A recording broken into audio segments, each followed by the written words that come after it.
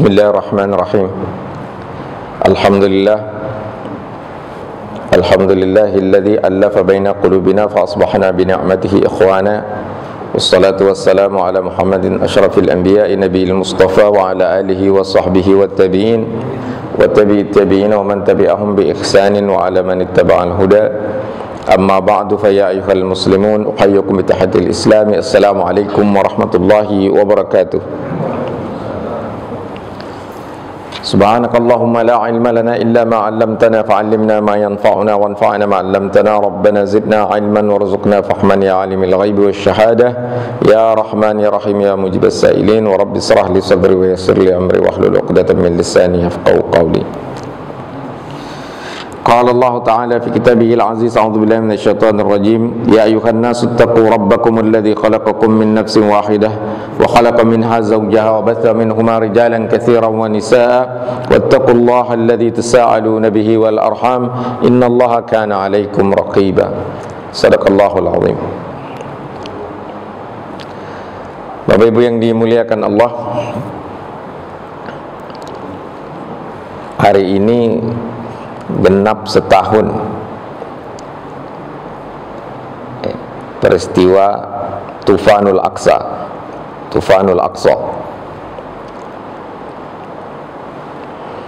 Hari ini juga ada di Patung Kuda itu ada aksi solidaritas Palestina. Sampai hari ini jumlah korbannya 40-an ribu lebih, mungkin menjelang 50 ribu ya. Dan itu mayoritas sipil.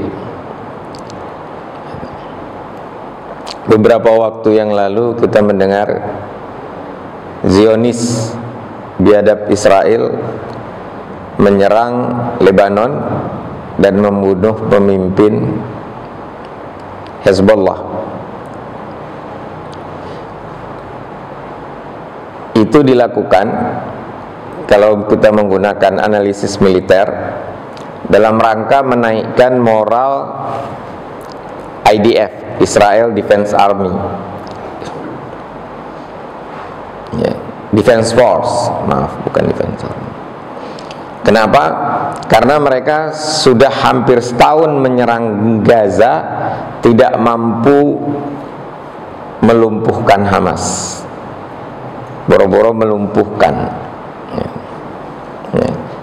membuat Hamas mengurangi serangannya aja tidak mampu. Hamas terus mampu membunuh tentara Israel yang masuk ke Gaza. Nah, itu menimbulkan kerontokan moral prajurit Israel, dan untuk meningkatkannya harus menang dalam perang, maka digempurlah Hezbollah yang lebih terbuka frontnya. Maka naik lagi moral pasukan Zionis biadab Israel. Tapi ketika disuruh masuk lagi ke Gaza, sebagian itu nggak mau balik. Kemudian eksodus warga Israel dari bumi Palestina semakin banyak.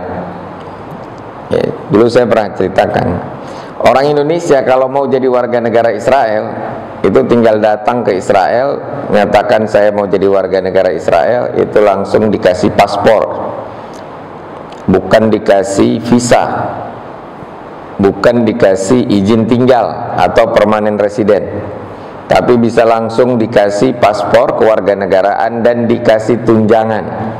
Tapi tentu akan menjadi warga negara kelas 2. Dan kurang ajarnya Zionis Israel itu, mereka menawarkan kepada bangsa Palestina kewarganegaraan Israel sebagai warga negara kelas 2, karena Israel itu negara apartheid. Itu sama aja dengan kalau orang Republik Rakyat Tiongkok datang ke Indonesia kemudian menawarkan kewarganegaraan Indonesia kepada orang Jawa, orang Sunda, orang Madura, orang Aceh, orang Batak, orang Minang, orang Ogan, orang Palembang, orang Papua dan lain sebagainya. menawarkan kewarganegaraan pada penduduk asli yang sudah mendiami bumi tersebut ribuan tahun. Kurang ajar itu. Itulah Zionis terkutuk Israel. Tidak semua bangsa Yahudi Zionis. Kalau Zionis itu biadab dan layak dikutuk. Bapak Ibu yang dimuliakan Allah, Gaza itu memang luar biasa ya. Dia itu strip aja, jalur saja dia. Gaza strip, jalur Gaza.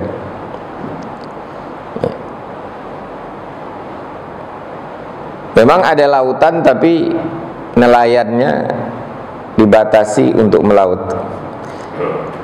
Tidak boleh ada angkatan laut Palestina itu.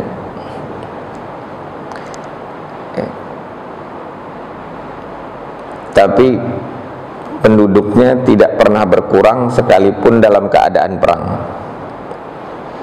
Ini memang luar biasa ini. Negeri yang namanya Gaza itu luar biasa. Satu negeri yang penuh berkah. Nah, jadi penduduk Israel itu eksodus, terutama setelah diserang oleh roket Iran. Yang kali ini katanya mengenai landasan pangkalan udara Israel. Tapi tidak diberitakan ada korban yang besar dan kerusakan pada instalasi militernya atau pesawat tempur Israel, tidak dikabarkan. Cuman lumayan itu jumlah rudal yang dikirimkan, lumayan. Dan belum terdengar hari ini balasan dari Israel, mungkin karena ditekan oleh Amerika. Nah, menurut pakar geostrategik, pakar hubungan internasional juga, pakar politik juga, yaitu John Mearsheimer, dia orang Yahudi ini, tapi dia anti Zionis. Itu mengatakan Israel itu sengaja memperbesar eskalasi konflik, ya, menarik Iran supaya ikut menyerang mereka, ya. Itu, dan juga menarik Syria supaya menyerang mereka, supaya Amerika masuk membela mereka. Dan Amerika sudah masuk sebenarnya, cuman supaya lebih besar lagi pasukannya dikirim.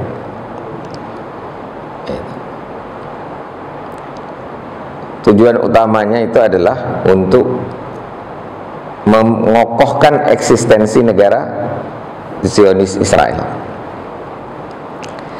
Nah, ini menguras energi Amerika, karena di satu sisi dia harus mendukung Ukraina menghadapi serangan Rusia atau invasi Rusia.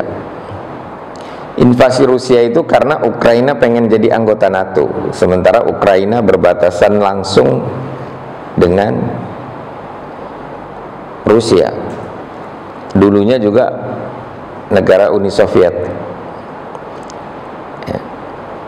Kemudian Amerika juga harus menghadapi peningkatan pasukan dan klaim Laut Cina Selatan dan Laut Cina pada umumnya oleh Republik Rakyat Cina. Nah, John Mearsheimer mengatakan ancaman terbesar dari Amerika bagi Amerika itu sebenarnya Republik Rakyat Cina. Sekarang ini katanya ada 3 superpower, pertama itu Amerika, yang kedua Cina, yang ketiga Rusia. Rusia sudah nomor 3, sudah dikalahkan oleh Cina. Dan tidak boleh ada 2 superpower. Hanya boleh 1, dan itu hanya boleh negara liberal, kata John Mearsheimer ini. Bahaya kalau yang menjadi superpower itu negara-negara otoriter. Harus negara berdemokrasi liberal seperti Amerika. Nah, bagi dia Israel itu mengganggu sekali kebijakan geostrategik dan bahkan geoekonomi Amerika atau kepentingan nasional Amerika. Tapi terpaksa karena lobby Yahudi sangat kuat di sana. Ya. Nah, kemudian Syekh Ahmad Yasin ya, As-Sahid, Allah yarhamuh, itu meramalkan, memprediksi lebih tepatnya itu negara Israel itu akan musnah pada tahun 2027. Dan kalau konflik ini berlanjut terus dengan kondisi seperti sekarang, artinya Gaza tidak bisa diduduki, hanya bisa diserang, dan Hamas tidak bisa dilumpuhkan, maka dipastikan negara Israel itu bangkrut. Karena sekali operasi militer negara IDF itu biayanya bisa mencapai jutaan US dollar. Kalau arsenalnya itu tertembak, berhasil dilumpuhkan, itu bisa ya, jutaan US dollar dan bisa mencapai miliar dolar. Sekarang sudah miliaran dolar kerugian Israel. Kerugian jiwanya lebih besar tentara Israel daripada Hamas, lebih banyak. Tapi kalau korban jiwa sipil lebih banyak Palestina daripada Israel.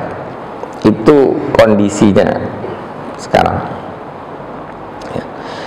Dan karena Yaman yang dikuasai oleh Houthi Syiah yang pro Iran itu ikut terlibat menyerang Israel, terutama menyerang kapal-kapal dagang Israel dan Amerika yang melintasi Laut Merah, maka beberapa waktu yang lalu Amerika membombardir Yaman, termasuk pangkalan udara Hudaydah, dan menghancurkan sejumlah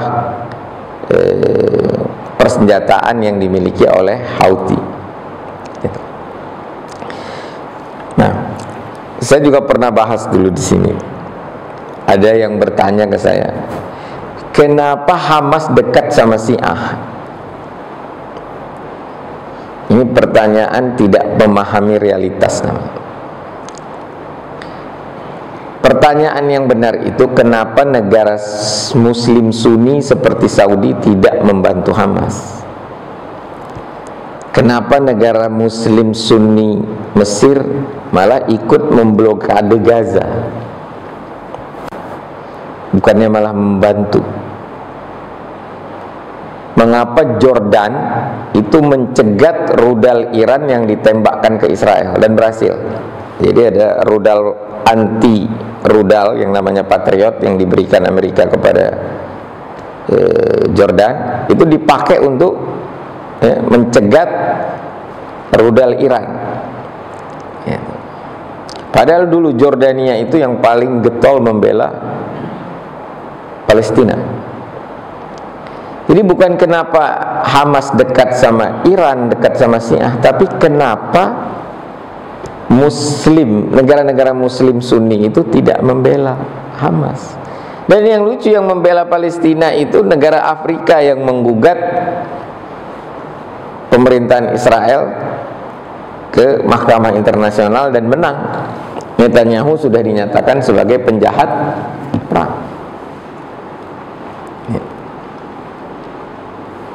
Jadi itu salah membaca realitas. Dalam perang ya, orang kafir bantu orang Islam sekalipun itu diterima selama tidak ada syarat-syarat yang merugikan umat Islam. Apalagi Muslim Syiah membantu Muslim Sunni melawan Yahudi, it's fine, no problem. Kecuali ada syarat, kalian harus menjadi Syiah, itu nggak bisa ditolak.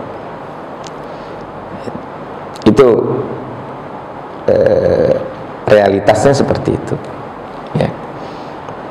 Nah, tinggal sekarang peran kita gimana.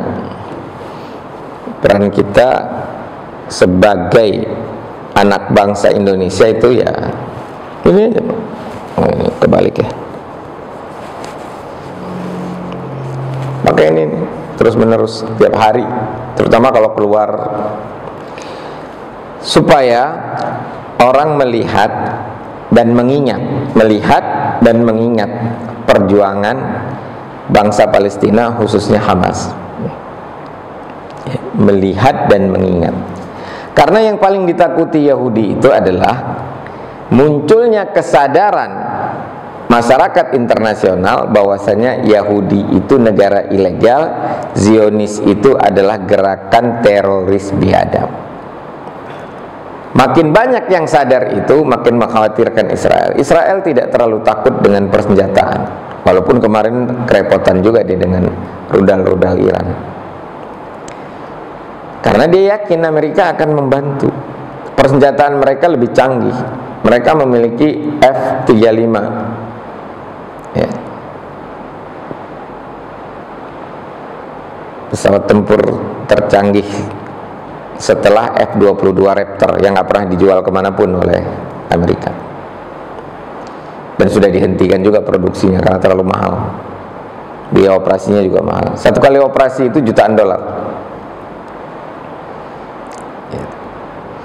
Jadi dia nggak takut sama senjata. Bantuan kemanusiaan, ya kadang-kadang dia buka, kadang-kadang dia tutup, gitu. Dengan harapan apa? Melemahkan mental bangsa Palestina, khususnya penduduk Gaza. Tapi alhamdulillah nggak pernah. Dan selalu saja jumlah angka kelahiran di Gaza itu lebih tinggi daripada angka kematian, sekalipun dalam keadaan perang. Dan penduduk Gaza itu tidak mau mengungsi pada dasarnya.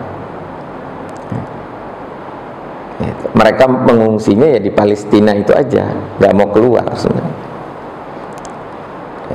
Kecuali beberapa orang, dan karena juga terlalu diiming-imingi. Saudi itu sangat rela menampung jutaan warga Palestina asal mau keluar dari Gaza. Kemudian Gazanya diserahkan ke Israel. Bangsa Palestina nggak mau itu. Itu kan sama aja kita ngungsi gara-gara Belanda datang. Ngungsinya ke Australia gitu.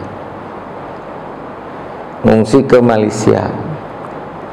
Enggak lah, masa kita ngungsi Belandanya. Belanda yang harus diusir. Itu kondisi di sana, dan peran kita di sini ya udah.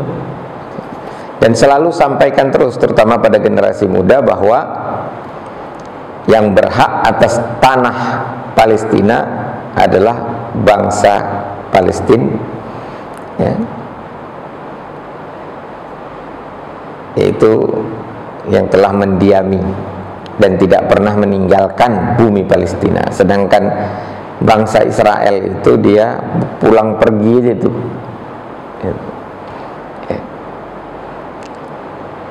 Dan sekarang mulai eksodus lagi. Jadi banyak pemukiman-pemukiman, perumahan yang dibangun pemerintah Israel itu kosong. Nah, kalau orang Indonesia mau ke sana tuh dapat rumah, dapat paspor kewarganegaraan, dapat tunjangan hidup. Apalagi kalau mau masuk agama Yahudi. Tapi tetap aja kelas 2, Pak. Kelas 2. Bahkan mungkin kelas 3, karena Yahudi kelas 2 itu Yahudi Falasa yang dari Afrika. Itu Yahudi kelas 2. Yahudi kelas 1 itu Yahudi Eropa. Dan yang paling banyak itu yang dari Eropa Timur sebenarnya. Yang dari Eropa Barat mereka nggak terlalu banyak ke Israel, karena Eropa Timur itu negara komunis waktu itu tertekan, dan sengaja dibantu oleh gerakan Zionis supaya negara-negara komunis itu dipimpin oleh diktator, masyarakat atau bangsanya tidak nyaman. Nah, yang Yahudinya pindah. Dulu di kota Bukhari ada Yahudi, Pak, banyak.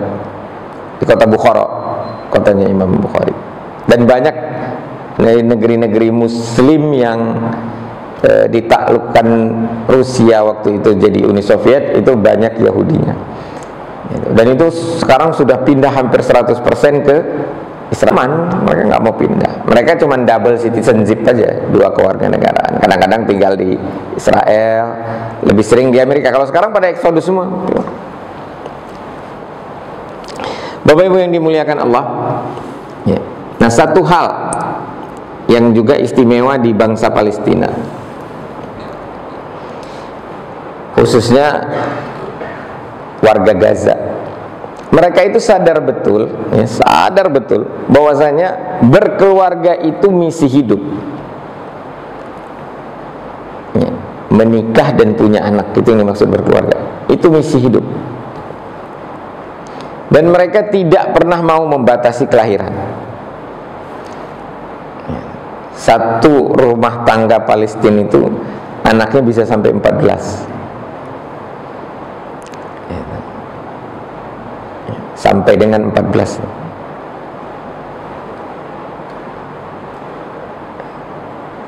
Jarang yang anaknya 2. Itu jarang. 3 sampai 14. Dan mereka sadar berkeluarga itu misi hidup. Nah, sementara ini sampai masih lama kan?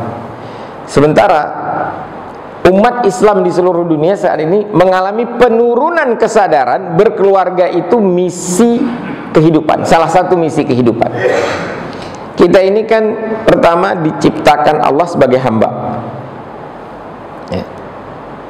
Otomatis karena diciptakan makhluk berakal jadi hamba, harus menyembah. Kedua, kita, ya, difungsikan sebagai khalifah. Nah, lalu kita mempunyai misi, ya, memakmurkan bumi. Ini ja'ilun fil ardi khalifah, dengan mengeksplorasi dan mengeksploitasi. Cuman kalau berlebihan maka dia akan merusak dan bisa menimbulkan peperangan, pertumpahan darah karena mengambil sumber daya orang lain. Makanya malaikat bertanya, kenapa yang dijadiin khalifah yang begini? Alladzi ataj'alu fiha may yufsidu fiha wa yasfikud dima.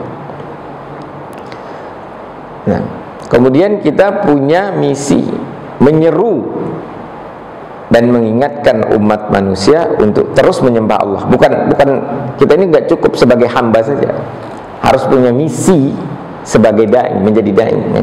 Nah, misi yang lainnya adalah berkeluarga, yang tadi kami bacakan dalam surat An-Nisa surat keempat ayat 1. A'udzubillahi minasyaitonir rajim. Ya ayyuhalladzina amanu taqu rabbakumul ladzi khalaqakum walladzina min qablikum. Maaf, a'udzubillahi minasyaitonir rajim. Ya ayyuhan nas ittaqu rabbakumul ladzi khalaqakum min nafsin wahidah wa khalaqa minha zawjaha wa batha minhuma rijalan katsiran wa nisaa'a wattaqullaha alladzi tasaaluna bihi wal arham innallaha kana 'alaikum raqiba. Wahai manusia, wahai umat manusia seluruhnya, ya ayuhan nas ittaqu rabbakum, bertakwalah kepada penciptamu, alladzi khalaqakum, yang telah menjadikan kamu, menciptakan kamu dari satu jiwa saja, dari Adam. Wa khalaqa minha, dan dari Adam itu unsurnya diambil, diciptakan Siti Hawa yang menjadi pasangan. Jadi pertama berpasangan. Wa batha minhuma rijalan katsiran wa nisaa, lalu dari pasangan itu beranak pinak laki-laki dan perempuan. Wattaqullaha alladzi tasaaluna bihi, bertakwalah kepada Allah yang dengan menyebut namanya kalian saling meminta. Tafsirnya itu qada hajatum ba'duhum ba'da, saling memenuhi hajat, ya, melakukan barter, melakukan bisnis maksudnya. Saya perlu gandum, saya perlu ikan, nah tukar-tukaran. Nah, setelah itu pakai mata uang. Wal arham, ya, ya, dan hubungan silaturahim. Nah, ini maksudnya keluarga, Pak. Keluarga. Jadi berkeluarga itu misi hidup, bukan kebutuhan hidup. Yang menjadi kebutuhan hidup itu hubungan seksual, itu kebutuhan hidup. Kalau cuman kebutuhan hidup, nggak usah nikah, nggak usah berkeluarga. Kesadaran ini menurun luar biasa sekarang. sampai ada konsep marriage is scary, pernikahan itu menyeramkan. Itu sengaja dibuat supaya turunnya kesadaran berkeluarga. Nah, bangsa Palestina itu enggak sadar betul, mereka berkeluarga itu misi, alasan keberadaan. Misi itu alasan keberadaan kita dihidupkan Allah, diciptakan Allah di muka bumi ini. Salah satunya untuk berkeluarga, bukan sekedar untuk, dan bukan sebenarnya bukan untuk berhubungan seksual. Berhubungan seksual itu hajat.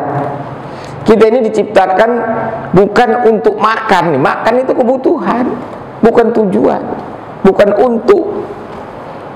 Hubungan seksual itu bukan tujuan, bukan misi. Itu kebutuhan aja, pastilah dipenuhi kebutuhan. Misinya yang diperintahkan syariat itu adalah berkeluarga. Ya. Ada hadis yang sering dibawakan kalau ada orang menikah, itu sebenarnya itu dua hadis digabung jadi satu. Ya. An-nikahu sunnati faman raghiba an sunnati falaysa minni. Itu awalnya asbabul wurudnya itu salah satu sahabat Rasulullah nggak mau nikah, ditegur sama Rasulullah. Namanya siapa ya? Makhzum gitu. Utsman namanya. Tapi bukan Utsman bin Affan. Ya. Jadi namanya Utsman bin Maz'un. Dia nggak mau nikah, ditegur sama Rasulullah. Aku ini sholat, ya, tapi aku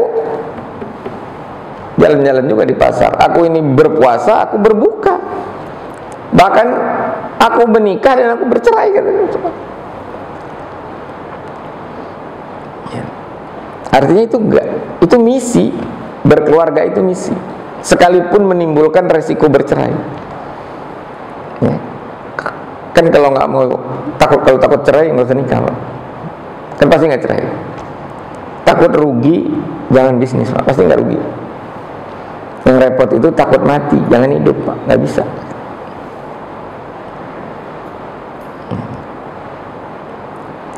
Itu awal turunnya asbabul wurud hadis an-nikahu sunnati. Itu menegaskan bahwasanya menikah itu misi kehidupan. Nah, sekarang di Indonesia, di kalangan umat Islam itu banyak sekali pelatihan misi keluarga. Lah, bagus sih itu, misi keluarga bagus. Tapi sadar dulu, berkeluarga itu yang misi hidup. Kalau nggak sadar berkeluarga itu misi hidup, makin banyak yang tak berkeluarga. Bagaimana mau bikin misi keluarga? Misi keluarga itu satu, dakwah sebenarnya. Nanti ada beberapa breakdown turunannya, yaitu mendidik anak. Itu misi keluarga, mempunyai anak dan mendidik anak. Mendidiklah lebih tepatnya. Ya. Ya. Kemudian membentuk masyarakat. Nah, kalau kesadaran menikah adalah misi, itu nanti bangsa ini, umat Islam ini, ya, akan menjadi ya, masyarakat tanpa keluarga.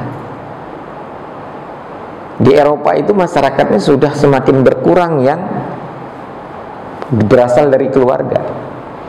Jadi dari hubungan pria wanita aja masyarakatnya. Sehingga akan lahir generasi tanpa keluarga.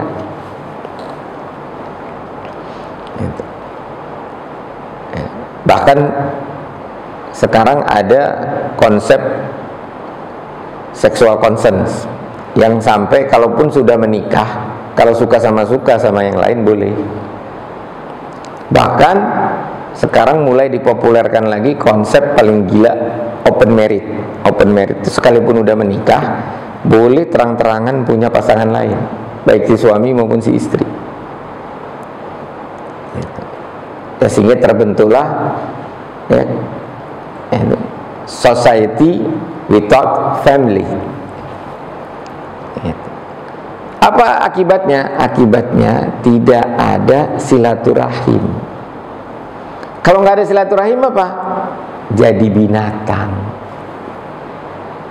malah ada silaturahim dengan binatang. Kalau udah gede deh ibunya di ini. Jadi sebentar lagi kalau ini berlanjut terus, ya, lahirlah manusia yang seperti kera, seperti babi. Gitu. Kenapa? Tidak menyadari berkeluarga itu misi hidup. Setelah berkeluarga, sadar berkeluarga misi hidup, lalu berkeluarga, baru bikin misi keluarga. Jadi beda ya, misi keluarga sama berkeluarga sebagai misi hidup, sebagai salah satu misi kehidupan. Seperti berdakwah itu misi kehidupan, kita udah pernah bahas juga ya. Dakwah itu pada dasarnya fardu ain. Yang fardu kifayah itu dakwah yang khusus. Jadi guru Quran itu fardu kifayah. Kalau ngajak orang baca Quran fardu ain, ngajak orang sholat fardu ain. Jadi mufassir, jadi muallim tafsir itu fardu kifayah. Jadi dakwah itu misi kehidupan, berkeluarga juga misi kehidupan. Sekarang banyak orang takut nikah. Di Eropa itu orang baru menikah umur 30 tahun ke atas, 35. Bahkan ada yang nggak mau. Ngapain? Nah, keliru Pak kalau mengatakan menikah itu dalam rangka memenuhi hajat seksual. Itu keliru. Bukan. Misi hidup. Itu misi hidup. Berkeluarga bukan kebutuhan hidup. Bukan. Misi dia. Sama kayak berdakwah itu bukan kebutuhan hidup, itu misi hidup. Alasan kita diciptakan, alasan keberadaan. Makanya ayatnya khusus tadi, dan ditaruh di surat An-Nisa. Karena kalau bicara nisa itu dalam Quran itu sering maknanya itu istri, bukan sekedar perempuan. Kalau perempuan itu ya, bisa disebut muannas, itu gendernya gitu. Tapi kalau nisa itu ar-rijalu qawwamuna 'alan nisa, itu tafsirnya itu adalah suami ya, bertanggung jawab atas istri ya. Para suami bertanggung jawab atas para istri ya. Nah, sampai-sampai misi ini salah satu tanggung jawabnya diembankan kepada masyarakat, bukan kepada individu saja. Individu juga iya. Barang siapa yang mampu menikah maka menikahlah, yang nggak mampu berpuasalah, kata Rasulullah SAW. Tapi dalam Al-Quran itu ada ayat yang bunyinya wa ankihu al-ayama minkum, nikahkan bujang-bujang kalian, wassalihina min, bujang dan gadis kalian, wassalihina min ibadikum wa imaikum, dan yang soleh dari hamba laki-laki maupun hamba perempuan. Diembankan tanggung jawab membentuk keluarga itu pertama kepada individu, kedua kepada komunitas. Jadi kalau ada orang yang sudah umurnya cukup menikah tapi belum bisa menikah, itu harus menjadi perhatian,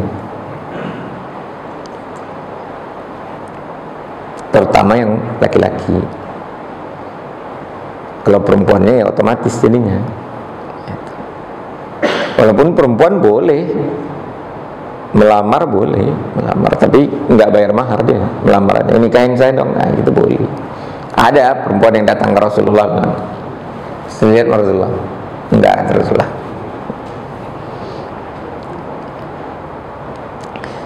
Nah ini penting sekali, dan inilah Ghazwul Fikri ya, yaitu membentuk masyarakat tanpa keluarga.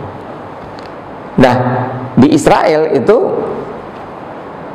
mereka sadar itu, mereka harus membentuk masyarakat berdasarkan keluarga, karena nanti generasinya berkualitas kalau ada keluarga. Ini udah mulai menurun kesadaran itu, keluarganya juga tidak berkualitas, broken home. lahirlah generasi broken home. Tambah parah aja kualitas masyarakat.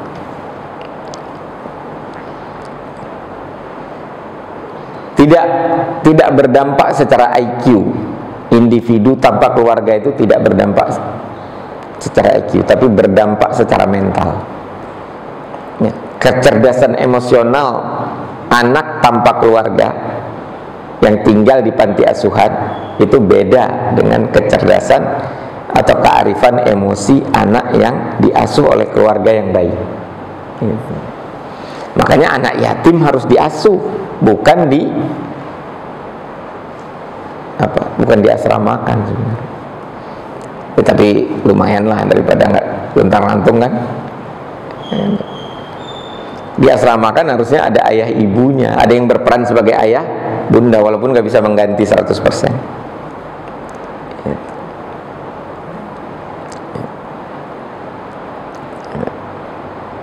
Kesadaran sebagai keluarga. Kesadaran berkeluarga adalah misi hidup. Ini yang berkurang. Gitu. Dalam sebuah hadis Rasulullah mengatakan, menikahlah kalian dengan wanita yang subur, supaya punya keturunan yang banyak, dan aku akan berbangga dengan keturunanku. Dengan apa? Dengan banyaknya umatku. Bumi ini mampu menampung lebih dari 20 miliar manusia, Pak. Asal bermoral, berakhlak. Kalau nggak berakhlak, ya, 10 orang aja udah bikin rusak. Di Indonesia ini koruptornya nggak banyak, Pak. Nggak banyak koruptornya. Bandingkan dengan 270 juta orang Indonesia, nggak sampai sejuta koruptor itu, Pak. Tapi kerusakan yang ditimbulkannya, wah, ntar lagi bangkrut kita ini.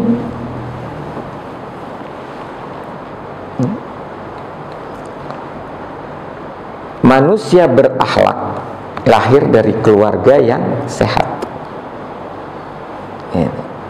Dan itu sebanyak apapun mampu ditampung oleh bumi ini, dan bumi ini tambah bagus, masjid tambah bersih kalau yang datang orang yang berakhlak, yang buang sampah pada tempatnya. Tapi cukup 2 orang maling, kotak infak aja nggak aman. Kalau 1000 orang datang ke masjid, kotak infaknya nambah. Orang baik, dermawan. Datang 2 orang maling, habis itu ribuan infaknya itu habis. Nggak perlu seluruh orang Yahudi jadi Zionis, udah merusak seluruh dunia Zionis itu. Dan anehnya Zionis punya kesadaran berkeluarga adalah misi. Umat Islam sekarang ini menurun kesadaran bahwasanya berkeluarga adalah misi.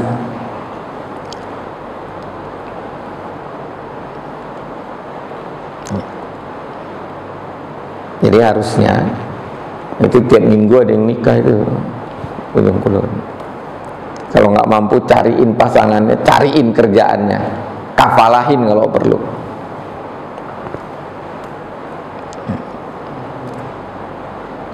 Sekarang ini di kalangan remaja, married is scary itu udah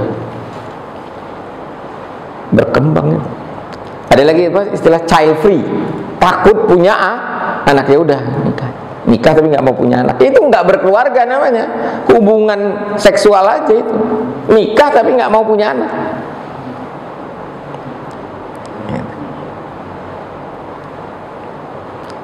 Nikah nggak punya anak, itu nggak ada masalah. Nikah nggak mau punya anak, itu problem.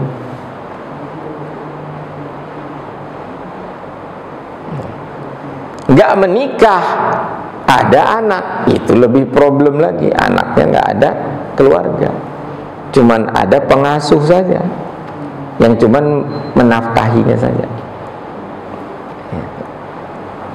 Yang penting segera kita sadari sekarang ini, dan kita lawan itu gerakan anti keluarga.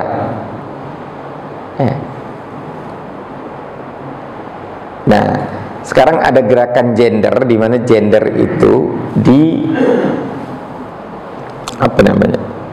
dipersepsikan bukan jenis kelamin, tapi orientasi seksual. Aslinya gender itu jenis kelamin. Bahasa Perancis awalnya. Jenis lah dia, artinya jenis. Gender itu jenis. Musik aja ada gendernya, ada jenisnya gitu. Nah kalau manusia, gender itu ya jenis kelamin. Tapi sekarang diperluas. Orientasi seksual laki-laki sama laki-laki itu gender juga disebutnya.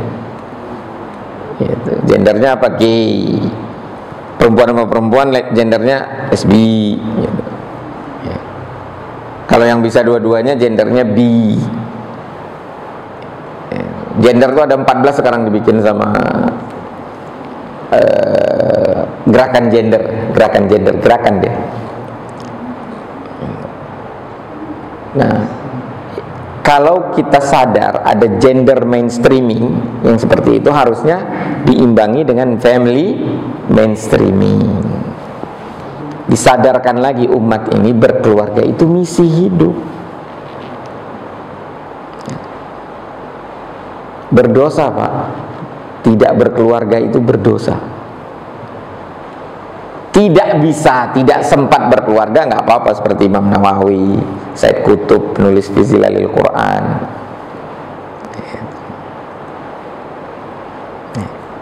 Nggak mau punya anak berdosa, nggak punya anak nggak berdosa. Salah milih pemimpin berdosa. Enggak, salah milih pemimpin nggak dosa. Milih pemimpin yang salah nggak berdosa. Nggak mau berdakwah dosa, walaupun nggak sampai keluar dari Islam, nggak sampai keluar dari Islam. Nah, jadi sekarang perlu diaktifkan, dihidupkan lagi gerakan family mainstreaming, pengarus utamaan keluarga. Nah nanti dari situ pendidikan itu, orang tua mendidik anaknya tentang agama, tentang iman, Islam dan ihsan. Kalau sekolah mah ngajarin matematik, ngajarin sains, ya tetap juga harus ngajarin akhlak. Ini orang tua nggak bisa ngedidik anaknya, ngasih ke sekolah. Dan saya usulkan masjid ini buat gerakan family mainstreaming dan buat gerakan pendidikan keluarga. Ya. Dananya dari mana? Ya nanti Pak, yang kita bahas kemarin di situ. Ya. Itu donaturnya bisa kita buat seluruh dunia dengan menggunakan pendekatan digital marketing dan CRM, Customer Relationship Management, atau DRM, Donatur Relationship Management. Itu ada masjid Muslim bilioner itu menghimpun ya, donasi miliaran rupiah per tahun. Dibikin pasar bahagia untuk orang-orang lansia datang ngambil sayur, ngambil beras, ngambil itu gratis. Kalau yang udah nggak bisa datang lagi, di rumahnya dianterin. Kalau masih bisa ya datang, karena keluar rumah itu kan refreshing. Jadi suasananya kayak suasana wisata dibuatnya. Nah, itu semua bisa diduplikasi, bisa dibuat. Tapi harus ada konteksnya apa? Konteksnya itu adalah ya, mengembalikan kesadaran bahwasanya berkeluarga itu misi hidup. Gitu. Dan itu tanggung jawab masyarakat, bukan tanggung jawab individu berkeluarga itu. Makanya ayatnya wa angkihu, perintahnya kepada orang banyak. Nikahkanlah, bukan perintahnya sekedar fangkihu. Ada dua-dua, fangkihu matobalakum minan nisa ada, fangkihu juga ada. Gitu. Nah kemudian jadikan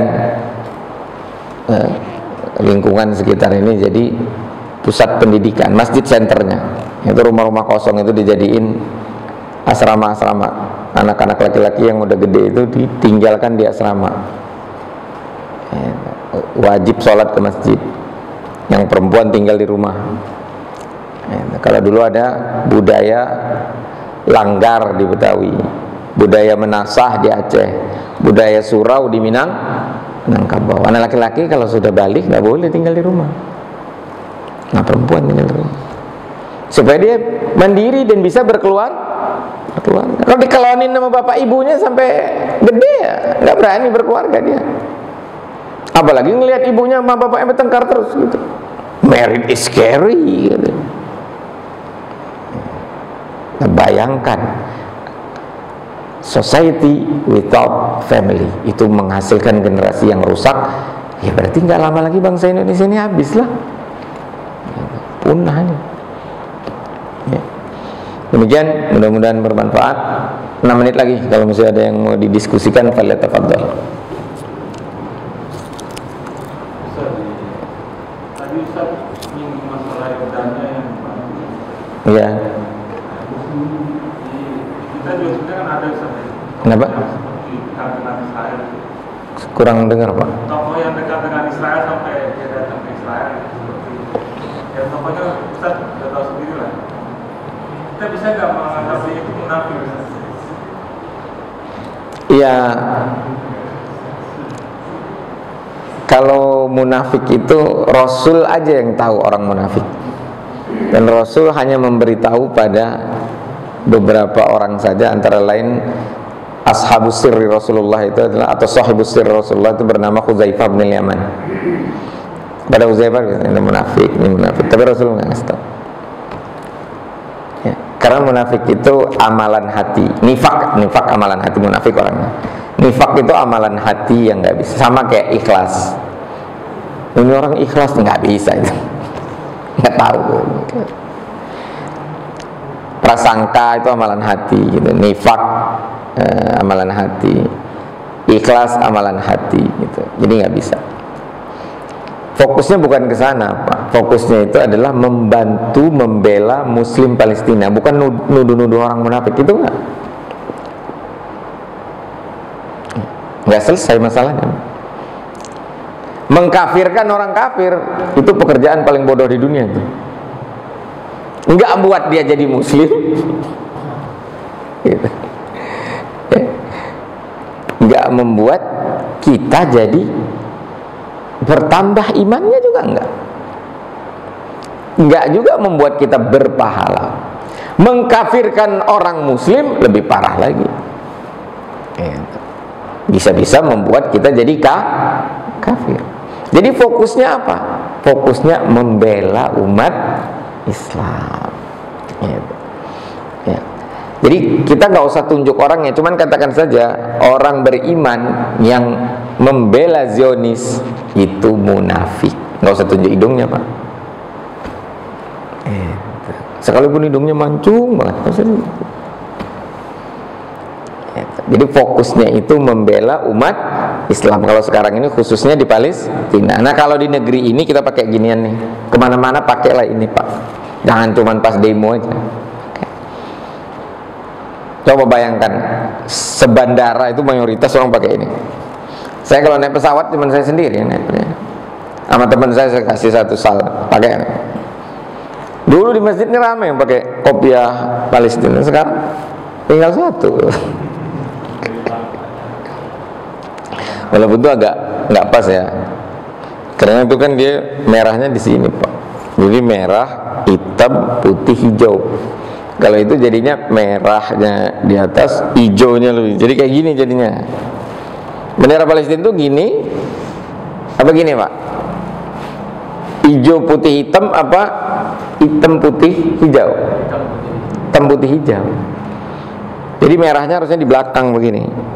Yang atasnya hitam, tengahnya putih, bawahnya hijau. Bikin lagi Pak Ansori Nasution.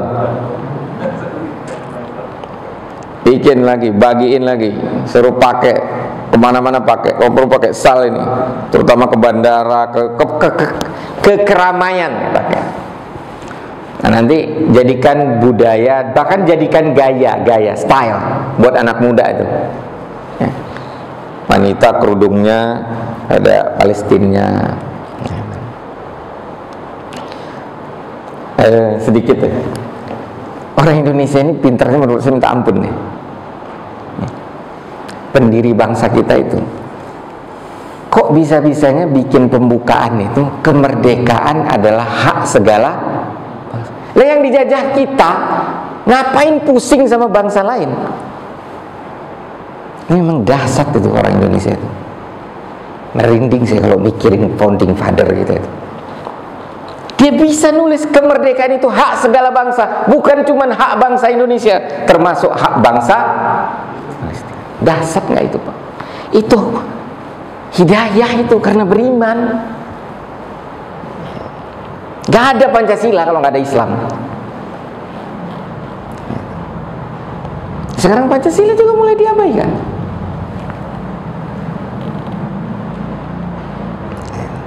Ketuhanan yang Maha Esa itu kan udah kayak nggak dianggap sekarang.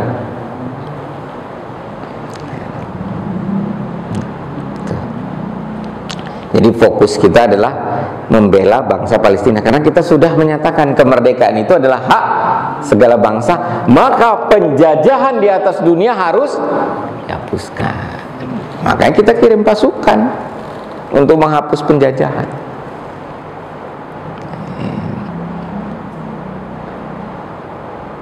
Itu, Pak. Kalau ada yang mau munafik silakan aja. Kita nggak usah. Energi kita tuh terlalu besar ruginya untuk si munafik, nggak usah. Rasul aja tahu itu munafik, tapi dia nggak mau mengungkapkan karena nanti energinya salah arah, salah penggunaan. Pakai energi kita itu untuk membela kebenaran. Pertama kebaikan, kebenaran, keadilan, kebebasan, dan keindahan. 5 ini, Pak. Itu yang disebut kalau kita sama-sama melakukan itu namanya bersatu. Saya sudah sering sebut, bersatu itu bukan karena sama-sama Muhammadiyah. Nggak cukup cuman bersahadat. Kalau bersahadat itu membuat kita menjadi umat yang satu, sejenis, muslim sejenis. Tapi belum tentu bersatu, malah jadi berpecah gara-gara organisasi. Tapi bukan salah organisasinya, salah orangnya aja itu. Demikian, mudah-mudahan bermanfaat. Al-haqqu min rabbik, sekali lagi kebenaran dari Allah, dan salah satu kebenaran yang Allah sampaikan itu adalah berkeluarga adalah misi hidup. Ya. Wattaqullaha alladzi tasaaluna bihi wal arham. Dan apa-apa yang kami sampaikan tentu tidak terlepas dari kesalahan dan khilafan kami sebagai manusia. Untuk itu walafu minkum wastaghfirullah li wa lakum wallahu al-muwaffiq ila aqwamit thariq. Wassalamualaikum warahmatullahi wabarakatuh.